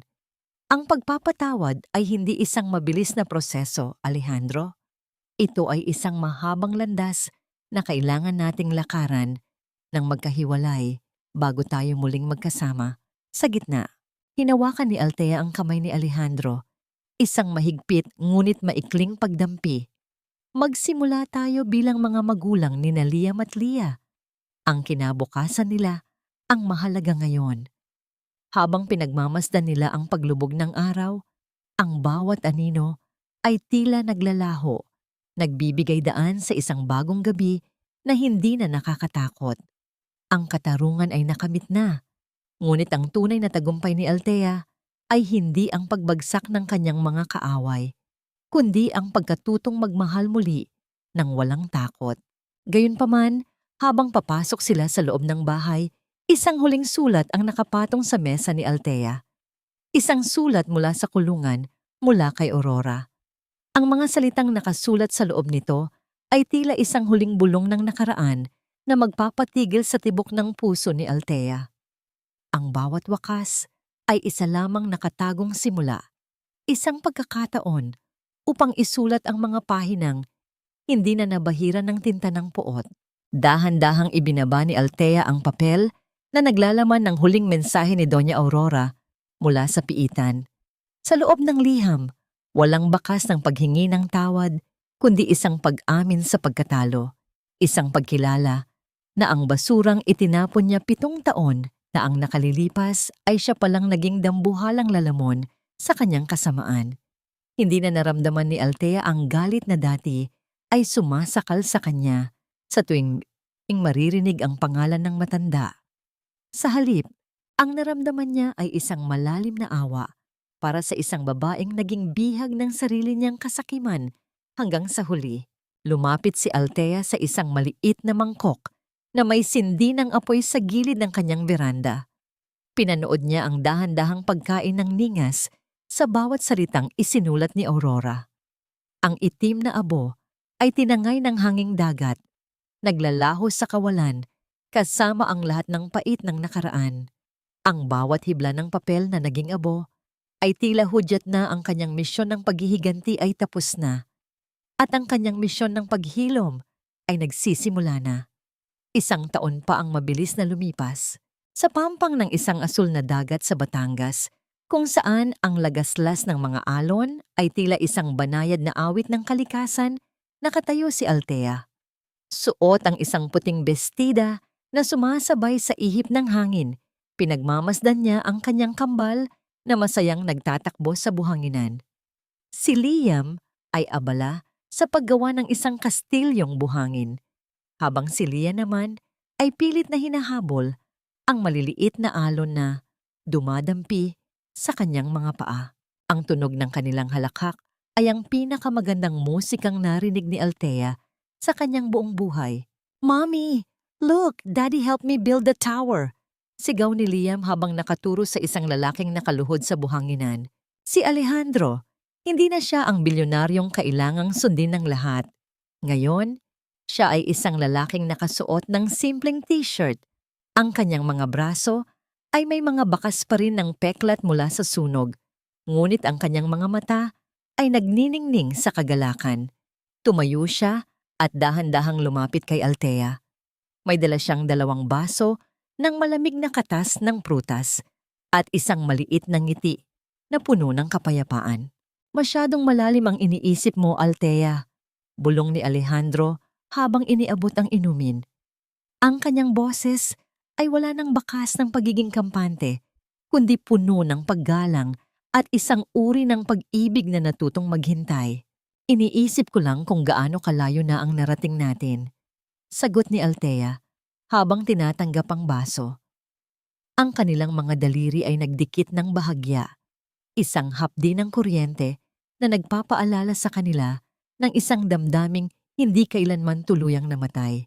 Ngunit ngayon ay naging mas matatag at mas malalim. "Patawad kung naging mahaba ang landas na kailangan nating lakaran para makarating dito," sabi ni Alejandro. Ang kanyang tingin ay nakatuon sa papalubog na araw. "Pero nagpapasalamat ako na hindi ka sumuko sa sarili mo. At nagpapasalamat ako na hinayaan mo akong maging bahagi ng buhay ni Liam at Lia." Tumingin si Althea kay Alejandro. Ang pagpapatawad ay hindi nangangahulugang kinalimutan na niya ang lahat. Ito ay nangangahulugang ang mga alaala ay hindi na may kapangyarihang saktan siya. Ang sugat ay naghihilom, Alejandro, ngunit ang mga pilat ay mananatili bilang paalala ng ating kalakasan. Hindi ko alam kung ano ang dala ng bukas, pero sapat na sa akin ang alam kong malaya na tayo mula sa mga anino ni na Aurora at Sanya. Dahan-dahang inilagay ni Alejandro ang kanyang braso sa balikat ni Althea. At sa pagkakataong ito, hindi lumayo ang babae. Isinandal ni Althea ang kanyang ulo sa balikat ng lalaking naging sanhi ng kanyang pinakamalaking luha, ngunit naging saksi rin sa kanyang pinakadakilang tagumpay. Sa gitna ng ginintoang liwanag ng dapit hapon, ang kanilang mga anino ay nag-isa sa buhanginan. Ang katarungan ay nakamit na sa loob ng korte, ngunit ang kapayapaan ay nakamit na sa loob ng kanilang mga puso. Ang Althea na dati ay isang marupok na baging ay naging isang matatag na puno na ngayon ay nagbibigay ng silong sa kanyang mga mahal sa buhay. Ang kanyang kwento ay hindi lamang tungkol sa isang babaeng naghiganti, kundi tungkol sa isang inang nagawang baguhin ng daloy ng kanyang tadhana gamit ang purong pag-ibig at determinasyon. Habang ang araw ay tuluyang lumulubog sa abot tanaw, ang bawat bituin sa langit ay nagsimulang magpakita, tila mga saksi sa isang bagong kabanata. Isang kabanata kung saan ang mga luha ay natuyo na, ang mga galit ay napawi na, at ang tanging natitira ay ang pangako ng isang bukas na puno ng pag-asa at pagmamahal na walang hangganan. Tara na, Daddy! Mommy! Kain na po tayo! Sigaw ni Lia mula sa di kalayuan. Nagkatinginan sina Althea at Alejandro. Isang matamis na ngiti ang namutawi sa kanilang mga labi. Sabay silang naglakad patungo sa kanilang mga anak, pabalik sa isang tahanang hindi nagawa sa ginto at kasinungalingan, kundi sa katotohanan at pagkakaisa.